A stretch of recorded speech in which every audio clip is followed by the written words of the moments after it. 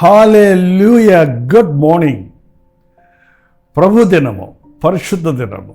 ఆయన ఆలయానికి వెళ్ళి ఆయన్ని ఆరాధించుకోవడానికి దేవుడు ఏర్పాటు చేసిన దినం. దీని యందు మనం సంతోషించి ఉత్సాహించుదాము. రండి. మందిరాలకు వెళ్ళకముందు ఒక చిన్న ధ్యానం. పరిశుద్ధుడా మాతో మాట్లాడు. క్రీస్తునామమున ఇచ్చున్నాము తండ్రి, ఆమేన్. ఎందుకంటే మందిరముల యొక్క ప్రాముఖ్యత చాలామంది తెలియట్లేదండి. ఆదివారం అవ్వగానే మందిరాలకు వెళ్ళాలని ఇంట్లో ఎవరో ఒకరు, కొన్నిళ్ళల్లో అది భర్త ఉండొచ్చు, కొన్నిళ్ళల్లో భార్య ఉండొచ్చు. విచిత్రం ఏంటంటే ఇప్పుడు పిల్లలు సండే స్కూల్కి వచ్చే పిల్లల ఆసక్తి చూస్తే, నాకు మా చర్చిలో పిల్లల్ని చూస్తే ఎంతో ప్రోత్సాహం కలుగుతుంది. పిల్లలకి స్కూల్కి వెళ్తున్నారు వారమంతా, ఆదివారం సండే స్కూల్కి వెళ్ళాలనే ఆశకుతో తహతహలాడతారు. చర్చికి వెళ్దాం డాడీ, మమ్మీ, చర్చికి వెళ్దాం, బయలుదేరండి, మందిరాలకు వెళ్దాం అన్నప్పుడు మీరేం చేస్తారు? 122 కీర్తనలో దావీదు అంటున్నాడు, మందిరమునకు వెళ్ళుదుము రెండని జనులు నాతో చెప్పినప్పుడు మీరు వెళ్ళండి అంటిని లేదు, నాకు పనుంది అనలేదు, నేను సంతోషించి తిని అంటున్నాడండి. మందిరమా? ఎస్, పద. ఎన్ని పనులున్నా పక్కన పెట్టి, ఎంత మత్తున్నా, ఎంత అలసట ఉన్నా, ఎన్ని ఆటంకాలు కలిగినా వాటన్నిటినీ వదిలిపెట్టి ప్రభు దినాన్ని ఘనపరచండి. అన్ని విషయాల్లో మీరు వర్ధిల్లుతారు. యెషయా గ్రంథం 58వ అధ్యాయాన్ని మీరు చదివితే అది మనోహరమైన దినం, ప్రభు దినం. మనకు తెలియట్లేదండి. దేవుని మందిరానికి వెళ్తే నాకేమొచ్చింది, ఎవరు మమ్మల్ని పట్టించుకోవట్లేదే, మాకేమీ భోజనాలు లేవే ఈ మందిరంలో అని. కొన్ని మందిరాల్లో భోజనాలు ఉంటాయి, కొన్ని మందిరాల్లో కాఫీలు ఉంటాయి, బ్రేక్ఫాస్ట్లు ఉంటాయి, కొన్ని మందిరాల్లో ఏమీ ఉండవు, మంచిళ్ళు కూడా దొరకదేమో. కానీ అయినా మందిరానికి తినడానికి తాగడానికి మనం వెళ్తున్నాం, దేవునిని ఆరాధించుకోవడానికి వెళుతున్నాం. మందిరాలకు వెళ్ళినప్పుడు మీరు దేవుని సన్నిధిలో ఉన్నప్పుడు మీకు తెలుసో తెలియదో, మీ నడినెత్తి నుండి అరికాలు వరకు ఉన్న ప్రతి బలహీనత నుంచి మీరు విడిపించబడతారు. క్రీస్తు రక్తము మిమ్మల్ని శుద్ధీకరిస్తుంది. కీమోథెరపీ చేస్తున్నారంటారు. ఎక్కువ వెలుగు కిరణాలు వేసినప్పుడు ఆ యొక్క క్యాన్సర్ క్రిములు చనిపోతున్నాయి కదా. మనలో ఉన్న పాప స్వభావము, మనలో ఉన్న పాప కార్యాలు, అనారోగ్యాలు, బలహీనతలు దేవుని సన్నిధిలో ఉన్నప్పుడు ఆయన తన వాక్కును పంపి వారిని బాగు చేసను అన్నది నెరవేరుతుంది. అక్కడ నేను గమనించాను, క్రమముగా దేవుని మందిరాలకు వెళ్ళి ఆత్మతో సత్యముతో ఆయన్ని ఆరాధించే వారి జీవితాలలో అనవసరమైన క్రానిక్ డిసీజెస్, క్యాన్సరు, టీబీలు, ఆకస్మిక మరణాలు ఉండవండి. వాళ్ళ పిల్లలు అర్ధాంతరంగా చనిపోయేది ఉండదు. వారి జీవితాల్లో ఎప్పటికప్పుడు అందరికీ రోగాలు వస్తూనే ఉన్నాయి, మనకు కూడా వస్తూనే ఉన్నాయి. కానీ ఎప్పటికప్పుడు దేవుని మందిరానికి వెళ్ళినప్పుడు ఆ స్వస్థత కార్యం అక్కడ జరుగుతుంది. కేవలం శారీర సంబంధమైన అనారోగ్యం నుండి మాత్రమే కాదండి. ఇవాళ సగటు మనుష్యుడి యొక్క మనస్సుకు నెమ్మది లేదు. వాళ్ళ యొక్క ఒత్తిడికి గురైపోతున్నారు. ఎంతోమంది నిన్నటి దాని గురించి ఆలోచిస్తూ డిప్రెషన్లోకి వెళ్ళిపోతున్నారంట. నిన్నలా జరిగింది, అప్పుడు అలా జరిగింది అనేది డిప్రెషన్లో తీసుకెళ్ళిపోద్ది, కృంగుదలలోకి వెళ్ళిపోతుంది. ఇవాళ ఉన్న దాని గురించి మనం ఆలోచిస్తూ ఉన్నప్పుడు ఈ పని చేయాలి, ఆ పని చేయాలి, అదవ్వలేదు, అదెలాగా అని ఈ రోజు గురించి ఆలోచిస్తుంటే అది స్ట్రెస్ అయిపోతుంది, అది ఒత్తిడి అయిపోతుంది. నెమ్మది లేదు మనుషులకి. రేపటి గురించి ఆలోచించేస్తారు కొంతమంది. రేపేమైపోద్దో అని ఆలోచించే వారికి అది యాంగ్జైటీ, ఆత్రతగా మారిపోతుంది. మనుషుడు కృంగిపోతున్నాడు, నేను తలంచుకొని ఇవాళ ఉన్న దాన్ని ఫేస్ చేయలేక ఒత్తిడికి గురవుతున్నాడు. రేపటి గురించి తలంచుకొని ఆతృతతో నిండిపోయి జీవితంలో నష్టపోతున్నాడు, ఆరోగ్యాన్ని మనశ్శాంతిని పోగొట్టుకుంటున్నాడు. బట్ నువ్వు దేవుని మందిరానికి వెళ్తే వెనుకున్న వాటిని మరిచి నేను ముందున్న వాటి కొరకు వేగిరపడతానని చెప్పగలుగుతావు. నేడు నా దేవుడు నాకు తోడై ఉన్నాడు, ఇది మొదలుకొని నేను నిన్ను ఆశీర్వదిస్తాను, ఇదే అనుకూలమైన సమయం, ఇదే రక్షణ దినం, ఈ రోజు నుండి నేను నీకు తోడై ఉంటాననే వాగ్దానాలతో నీవు ఆదరించబడతావు. రేపటి గురించి చింతించకడి, రేపటి విషయాలు రేపు చూసుకుంటుంది. నా కాలగతులు దేవుని చేతుల్లో ఉన్నవని విశ్వాసం కలుగుతుంది. కాబట్టి మందిరాలకు వెళ్ళటం, వాక్యాన్ని చదవటం, ధ్యానించటం, వ్యక్తిగతంగా దేవుని సొందులో ప్రార్థించటం అలవరుచుకోనండి. మందిరములకు వెళుదమని జనులు నాతో చెప్పినప్పుడు నేను సంతోషించాను. కొరహు కుమారులు కొరహు మోషే మీద తిరగబడి కొంతమందిని చేర్చుకొని తిరగబడి దేవుని కోపానికి గురై పాతాళానికి బతికుండగానే భూమి నెరలు విరిచి వారిని మింగివేసిందని చూస్తున్నాం. కానీ వాళ్ళ కుమారులు తన తండ్రి తిరుగుబాటులో ఏకీభవించలేదట. మా నాన్న చేసే తప్పు దైవ సేవకుడిని వ్యతిరేకించడం ఏంటి అని వారు తమను వేరుపరుచుకున్నారు. కాబట్టి వారు ఆ సమూహంతో పాటు సంహరించబడలేదు, సరిగదా. వారు దేవుని ప్రేమకు పాత్రులై దేవాలయములో గాయకులుగా, సంగీత దర్శకులుగా, దేవుని మందిరంలో కీర్తనాకారులుగా మారిపోయారు. మన కీర్తన గదిలో చూస్తుంటాం కొరహు కుమారుల కీర్తన అని. అటువంటి కీర్తనలో ఒకటి 84వ కీర్తన. ఆ 84వ కీర్తన 10వ వచనంలో రాయబడిన మాట చూడండి. నీ ఆవరణలో ఒక్క దినము గడుపుట 1000 దినముల కంటే శ్రేష్టము. ఈ వచనం అందరికీ తెలుసండి, క్రైస్తవులందరికీ తెలుసు. నేను చర్చిలో ఈ మాట నీ ఆవరణలో అని నేను మొదలు పెడితే ముగిస్తారు. 1000 దినముల కంటే శ్రేష్టము అంటారు. భక్తిహీనుల గుడారములలో నివసించట కంటే నా దేవుని మందిరపు ద్వారమునంత ఉండటం నాకు ఇష్టము. బట్ చూడండి, తీరా ఆదివారం వచ్చేటప్పటికి విందులకు వెళ్ళిపోతారు, బాస్ పిలిచాడని వెళ్తారు, జాబ్లో వర్క్ ఉందని డబుల్ డ్యూటీ వేశారని వెళ్తారు, బంధువుల్ని ప్రియపరుస్తానికి ప్రయత్నిస్తారు. ఎక్కడ సౌకర్యం ఉంటుందో, ఎక్కడ భోజనాలు ఉంటాయో, ఎక్కడ అట్టహాసం ఉంటుందో అక్కడికి పరిగెడతారే కానీ మందిరంలోనికి వెళ్ళి నా క్వైర్లో సాంగ్స్ ఇవ్వలేదు కాబట్టి నాకేం పని మందిరంలో, నేను బైబిల్ రీడింగ్ చేయబడలేదు కాబట్టి నేను ఎందుకు వెళ్ళాలి అక్కడికి, నాకు ప్రసంగం అవకాశం ఇవ్వలేదు, నాకు సాక్ష్యం చెప్పడానికి కూడా మైక్ ఇవ్వలేదు కాబట్టి నేను మందిరానికి వెళ్ళాలని బిగుసుకునే వాళ్ళు కూడా చాలామంది ఉన్నారు. మందిరానికి వెళ్ళేది మన గొప్పలు చూపించుకోవడానికి కాదు కదండి, ఆయన్ని ఆరాధించుకోవడానికి వెళ్తున్నాం. కొరహు కుమారులు అన్నారు, ఆయన మందిరపు ద్వారము దగ్గర నాకు స్థలం దొరికితే చాలు. మేము పెద్ద కీర్తనకారులమే, కానీ మాకు కీర్తన పాడే అవకాశం ఉంటే ప్రభువుని గణపరుస్తానికి మేము పాడతాం. లేదంటే ఆ గుమ్మం దగ్గర కూర్చొని వాచ్మ్యాన్ లాగా, ద్వారపాలకుల్లాగా వచ్చిన వాళ్ళకి వందనాలు చెప్పడం కూడా మాకు ఇష్టమే. చూడండి, మందిరానికి వచ్చేవాళ్ళు ఏం కోరుతున్నారు? అక్కడ ఘనతను కోరుతున్నారా? గొప్పతనం కోరుతున్నారా? మిమ్మల్ని మీరు చూపించుకోవాలని ఆశపడుతున్నారా? దాగుండి ప్రభువుని ఆరాధించాలని, మందిరాలకు వచ్చేవారికి మాదిరిగా ఉండాలని, ప్రేమను పంచాలని ఆశపడుతున్నారా? భక్తిహీనుల గుడారాల్లోకి వెళ్ళి గంటల గంటలు కూర్చుంటారు, విందులని రాత్రులంతా తిరుగుతారు. దేవుని మందిరంలోకి వచ్చేటప్పటికి మనకి ఘనతలు కావాలంటున్నాం. మందిరపు ద్వారమునొద్ద ఉంటే నాకు మేలు. ఒక్క దినము గడుపుట 1000 దినముల కంటే శ్రేష్టం. 1000 దినములు అంటే ఇంచుమించు 3 సంవత్సరాలండి. ఒక్కరోజు దేవుని సన్నిధిలో నువ్వు గడిపినప్పుడు 3 సంవత్సరాలలో నీవు పొందేటువంటి దీవెన ఒక్క రోజులో పొందుకుంటావు. నీకు అట్లా అర్థం కాదేమో దీవెన అంటే. 3 సంవత్సరాలు నువ్వు కష్టపడి సంపాదించి పోగు చేసి వెనకేసుకున్న డబ్బు ఎంతో చెప్పండి, ఉందా అసలే? దేవుని మందిరాన్ని పక్కన పెట్టి సంపాదనకు ప్రాముఖ్యత ఇచ్చేవాడంట సంపాదన చిరిగిపోయిన సంచిలో వేసినట్టుగా ఉంటుందట. మందిరాన్ని కాదని ఆదివారం ప్రభు పనిగా తప్ప, ప్రభు మందిరం తప్ప నీ సొంత పనులు చేసుకుంటే అది నీకు నష్టపోతావు, అది నీకు మిగలదు. మీరు ఎంతగా విచ్చుతారు కానీ కొంచెమే పండుద్ది, మీరు ఎంతో తింటారు కానీ తృప్తి ఉండదు అని హగ్గై గ్రంథంలో చూస్తున్నాం. మందిరాన్ని పక్కన పెట్టి వాళ్ళు ఇల్లు కట్టుకోవటం మొదలుపెట్టారు, సొంత పనులు చేసుకోవటం మొదలుపెట్టారు. అందుకనే వారి జీవితంలో ఆశీర్వాదం లేకుండా పోయింది. ఈ రోజున మన జీవితాల్లో కూడా నా నీతిని, రాజ్యాన్ని మొదట వెతకండి, అప్పుడు ఇవన్నీ మీకు ఇస్తానన్నాడు ప్రభు. నీకేం కావాలో పరలోకపు తండ్రికి తెలుసు. మీరు అడగక ముందే ఆయన మీ కొరకు సిద్ధపరిచాడు.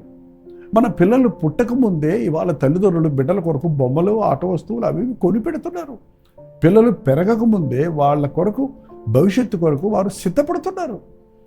పరలోకపు తండ్రి, ప్రేమ కలిగిన తండ్రి, ఆయన్ని ఘనపరిచేవారిని ఆయన ఘనపరుస్తానన్నాడు. మందిరానికి వెళ్ళే విషయంలో నిర్లక్ష్యం చేయకండి. ఏ వచ్చింది అనకండి. ఎవ్వరూ ఇవ్వలేని ఆశీర్వాదాలు మందిరాలకు వెళ్ళే వారికి కలుగుతున్నాయి. మానసికమైనటువంటి కృంగిదల నుండి విడిపించబడుతున్నారు. ఒక తృప్తి, సంతృప్తి, ఒక ఆదరణ, సంతోషం. అతడు చేయనదంతయు సఫలమగునన్నమాట అక్షరాల ఆయనను వెంబడించే వారికి, ఆయన ఆలయానికి వెళ్ళి ఆరాధించే వారికి జరుగుతుంది. మీ జీవితాల్లో ప్రతి ఆదివారం ప్రభువు మందిరంలో గడపాలని, మందిరం ఆరాధనకు ముందు, ఆరాధన తరువాత కూడా మా కల్వరి చెన్నైలో 8 గంటలకు ఆరాధన ప్రారంభిస్తే ఇంచుమించు సాయంత్రం 8 గంటల వరకు ప్రజలందరూ, అంటే కొంతమంది ఫస్ట్ సర్వీస్, సెకండ్ సర్వీస్ వెళ్ళిపోతుంటారు, కానీ కొందరు వెళ్ళమన్నా వెళ్ళకుండా రాత్రి 10 గంటల దాకా కూడా మందిరంలోనే ఏదో ఒక పని చేయడానికి, మందిరంలో ప్రార్థించుకోవడానికి, మందిరంలో ప్రిపేర్ అవ్వడానికి ఆశపడుతుంటాం. ఎందుకంటే నీ మందిరపు ఆవరణలో గడుపుట మనకి ఎంతో శ్రేష్టమండి. కురహ కుమారులు చెప్పిన ఇంకో వచనం చూడండి, 2వ వచనంలో కూడా 84వ కీర్తన 2వ వచనంలో, యెహోవా మందిరావరణములు చూడవలనని నా ప్రాణము ఎంతో ఆశపడుచున్నది, అది సొమ్మసిల్లుచున్నది. జీవము గల దేవుని దర్శించుటకు నా హృదయము, నా శరీరము ఆనందముతో కేకలు వేయుచున్నది. 4వ వచనం, నీ మందిరమునందు నివసించువారు ధన్యులు, వారు నిత్యము నిన్ను స్తుతించుతురు. 5వ వచనం, నీ వలన బలమునందు మనుషులు ధన్యులు, యాత్ర చేయు మార్గములు వారికి ప్రియములు. దేవుని మందిరములో గడిపేవారు ధన్యులు, భాగ్యవంతులు, ఆశీర్వదించబడిన వారు. మందిరాలకు వెళ్ళండి. దేవుని మందిరానికి వెళ్ళేటప్పుడు నేను, నా ఇంటి వారు యెహోవాని సేవించటము అనే మాట గుర్తుపెట్టుకోండి. మరి నేను చేయమంటారండి, నా పిల్లలు మాట వినటం లేదు, నా యజమాని నాతో రావటం లేదు, నా భార్య నా మాట వినటం లేదు చెప్పొద్దు. కుటుంబంగా దేవుని మందిరంలోకి వెళ్ళండి. ఎవరు విడదీయచాలని, అపవాదికి చోటు లేని కుటుంబాలుగా మీ కుటుంబాలు ఐక్యతలో, ప్రేమలో, పరిశుద్ధతలో వర్ధిల్లుతాయి. మందిరానికి వెళ్ళినప్పుడు మీ కుటుంబాన్ని ఆహ్వానించండి. కుటుంబాలుగా వెళ్ళండి. పిల్లల్ని వెంట పెట్టుకొని వెళ్ళండి. గర్భవతులైనా వెళ్ళండి, పిల్లల తల్లులైనా వెళ్ళండి, వృద్ధులైతే కూడా ఉండి తీసుకొని వెళ్ళండి. ఎందుకంటే దేవుని మందిరంలో నూతన బలము, నూతన శక్తి పుంజుకుంటారు. యెహోవా కొరకు ఎదురు చూచువారు ధన్యులు, వారు నూతన బలం పొందుతారు. పక్షిరాజు వల్లే రెక్కలు చాపి పైకి ఎగురుదురు అనే మాట గుర్తు చేసుకోండి. దేవుని మందిరం మనకి తెలియని దీవెనను, తెలియని ఆశీర్వాదాలను ఇస్తుంది. మన మానసిక, శారీరక బలహీనతల నుండి, రుగ్మతల నుండి, ఒత్తిడిల నుండి మనకి విడుదల కలుగజేస్తుంది. సంతోష సమాధానాలతో మనం ఆయన్ని ఆరాధిస్తున్నప్పుడు పరలోకపు అనుభూతిని భూలోకంలో పొందుకొని పరిశుద్ధులుగా ఆయన కొరకు సాక్షులుగా జీవించుటకు, పరిశుద్ధాత్మని అభిషేకం పొందుకొనుటకు దేవుని మందిరములో దేవుని బిడ్డలతో కలిసి ఆయన్ని ఆరాధిద్దాం, ఆయన సన్నిధిలో ప్రార్థించుకుందాం.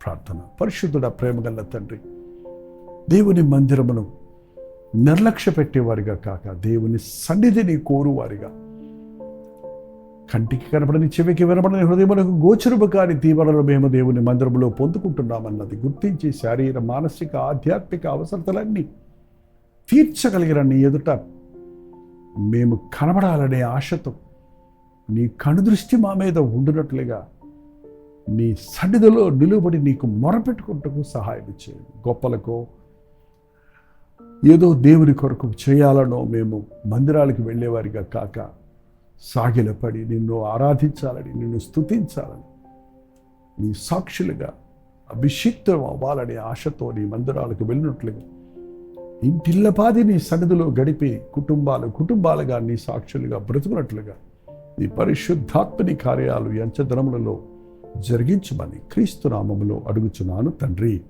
ఆమేన్. మన తండ్రి అయిన దేవుని యొక్క ప్రేమయు, కుమారుడైన క్రీస్తు యొక్క కృపయు, ఆదరణకర్త అయిన పరిశుద్ధాత్మ యొక్క సహవాసమును కూడి వచ్చిన మనందరికీ ఇప్పుడును సదాకాలమును తోడైయుండును గాక, ఆమేన్.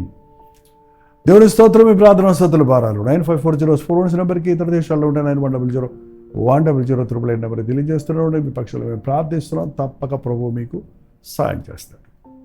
గమనించండి, ప్రతి ఆదివారం మీకోసం కల్వరి చర్చిలో జరిగేటువంటి ఆరాధన లింక్ ఇస్తున్నాం. మీ మందిరాలకు వెళ్ళొచ్చిన తర్వాత మేము ఆలస్యంగా 2వ ఆరాధన మాత్రమే లింక్ ఇస్తున్నాం. కాబట్టి 11 o'clock తర్వాత మీకు ఇవ్వబడినటువంటి లింక్స్ ప్రకారంగా దేవుని వాక్యాన్ని విని దినమంతా దేవుని సందులో గడపండి. మధ్యాహ్నం 3 గంటల హెచ్చరిక, రాత్రి 9 గంటలకి కల్వరి ప్రతిధ్వనిలో మళ్ళీ కలుసుకుందాం. అంతవరకు దేవుని మహాకృప మీకు తోడేను గాక.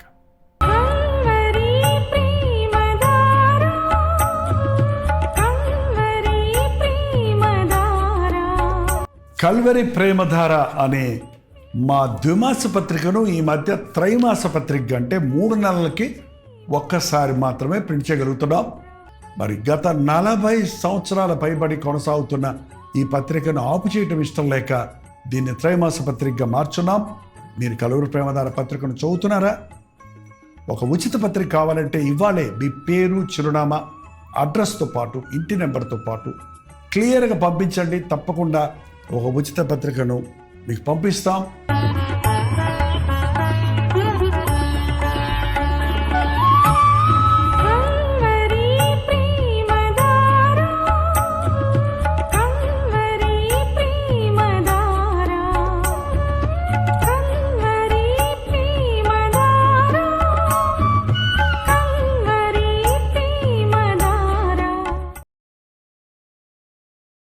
హల్లెలూయా. పూనా పరిసర ప్రాంతాల్లో ఉన్న వారికి శుభవార్త. ప్రభుచిత్తమైతే ఈ జనవరి 26వ తారీఖు రిపబ్లిక్ డే సందర్భంగా హాలిడే ఉంది కనుక ప్రభు అయిన యేసుక్రీస్తు నామములో మనందరము కూడి ఆయన్ని ఆరాధించటానికి, ఆయన వాక్యాన్ని ధ్యానించటానికి ఒక ప్రత్యేకమైన గెట్ టుగెదర్ను పూనాలో జనవరి 26వ తారీఖున ఏర్పాటు చేస్తున్నాం. సాయంత్రం 5 గంటల నుంచి 10 గంటల వరకు ఒకే సెషన్. రండి, పాల్గొనండి. హిందీ వారు, తమిళ వారు, తెలుగు వారు, ఈవెన్ మలయాళం ఆర్ కన్నడ భాషలో మాట్లాడే వారందరికీ ప్రేమతో ఆహ్వానిస్తున్నాం. ఎందుకంటే ప్రతిరోజు తెలుగు, తమిళ్, హిందీ, మలయాళం, బెంగాలీ, ఒరియా భాషల్లో ఇవ్వబడుతున్నటువంటి వర్తమానాలు, టీవీ ప్రోగ్రామ్స్ అనేకులు మీరు వీక్షిస్తున్నారు. పూనా లాంటి పట్టణంలో అన్ని భాషల వారు ఉన్నారు. మీ అందరి కొరకు అన్ని భాషల వారిని, అన్ని జాతుల వారిని ప్రభు తన రక్తం ఇచ్చి కొన్నాడు కనుక మనందరం ఏకముగా కూడి దేవుణ్ణి మహింపరచడానికి, దేవుడు చేసిన మేళ్లను గురించి ఆయన్ని ఘనపరచడానికి, దేవుని వాక్యాన్ని నేర్చుకొని ప్రభు రాకడ కొరకు సిద్ధపరచడానికి ప్రత్యేకమైన 1 day గెట్ టుగెదర్ను జనవరి 26వ తారీఖున ఏర్పాటు చేస్తున్నాం. రండి, మీ స్నేహితుల్ని, బంధువుల్ని, ఫ్రెండ్స్ని కూడా ఆహ్వానించండి. మిమ్మల్ని వ్యక్తిగతంగా చూడటానికి, మీ కొరకు ప్రార్థించడానికి కూడా నేను సిద్ధంగా ఉంటాను. రండి, పాల్గొనండి, దైవాశీర్వాదాలు పొందండి. చిరునామా గమనించండి, YMCA international centre, new Rashtrapet, near quarter gate, Poona. మరిన్ని వివరాలు కావాలంటే ఈ కింద పడినటువంటి ఫోన్ నెంబర్కి మీరు కాల్ చేయొచ్చు, వాట్సాప్ మెసేజ్ పెట్టచ్చు. రండి, పాల్గొనండి, దైవాశీర్వాదాలు పొందండి.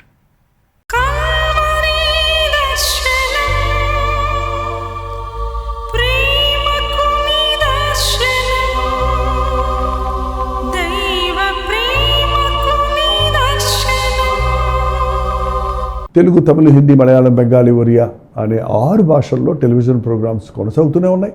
భారభరితమైన పరిచయంలో మీరు సహకరించాలని ఆశిస్తే, ప్రభు మిమ్మల్ని ప్రేరేపిస్తే మీ విరాళాలు, కానుకలు వారికి మీరు పంపించవచ్చు. అవి నేరుగా టీవీ ఛానల్స్కి వెళ్తాయి. అందులో ఏది మేము మా సొంత ఖర్చుల కొరకు ముట్టుకోవటం లేదు, వేరే పరిచయ కొరకు ముట్టుకోవటం లేదు. టెలివిజన్ పరిచయలో ఇంకా సువార్త వినని వారికి అది అందించాలని ఆశతో ఒక 20 సంవత్సరాలుగా కొనసాగుతున్న పరిచయం కొరకు ప్రార్థించండి, మీ సహకారాన్ని అందించండి. ఈ విషయం మీకు ఇంకా వివరాలు కావాలంటే 89393939 అనే నెంబర్కి మార్నింగ్ 10 నుంచి ఈవినింగ్ 10 లోపల మీరు ఫోన్ చేయండి, వివరాలు మీకు తెలియజేస్తాను.